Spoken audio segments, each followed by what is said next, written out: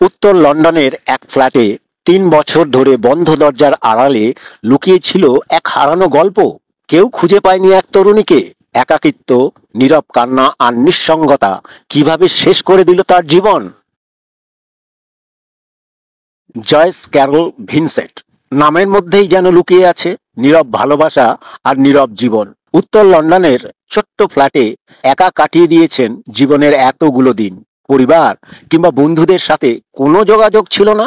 হারিয়ে যাওয়া ভালোবাসার মতোই নিঃশব্দ। পাশে টেবিলে রাখা না খোলা ক্রিসমাস উপহার যেন তার জীবনের একমাত্র সঙ্গী, এক নিঃশব্দ ভালোবাসার প্রতীক। দিন, মাস, তারপর বছর কেটে যায়, কিন্তু কেউ তাকে খোঁজ নেয় না। ব্যাংক থেকে বিল কাটা চলতেই থাকে, কিন্তু তার ঘরটা ভরে ওঠে নিঃসঙ্গতার ধুলোয়। নীরব কান্না আর একাকিত্ব ধীরে ধীরে গ্রাস করছিল তাকে। জীবনের এতগুলো দিন যেন অচেনা এক নিঃশব্দ লড়াই। বন্ধ দরজার পেছনে থেমে থাকা এক জীবন।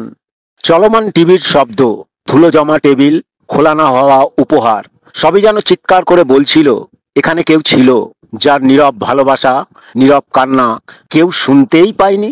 সবাই ভেবেছিল সে হয়তো কোথাও চলে গেছে, কিন্তু সত্যি ছিল আরো ভয়ঙ্কর।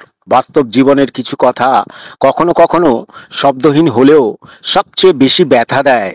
যখন দরজা ভাঙা হলো, দেখা যায় জয়েস চেয়ারে বসে কঙ্কাল হয়ে গেছেন। টিভি তখনও চলছিল, যেন নীরব ভালোবাসার মতো সঙ্গ দিচ্ছে মৃত্যুর পরও। নিঃসঙ্গতা আর বন্ধ দরজা শুধু শরীর নয়, পুরো জীবনটাকেই আটকে দিয়েছিল।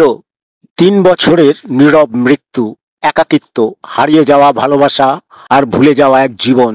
জয়েস ক্যারল ভিনসেন্ট আমাদের মনে করিয়ে দেয় জীবন থেমে নেই, কিন্তু অনেক জীবন থেমে যায় নিঃশব্দে।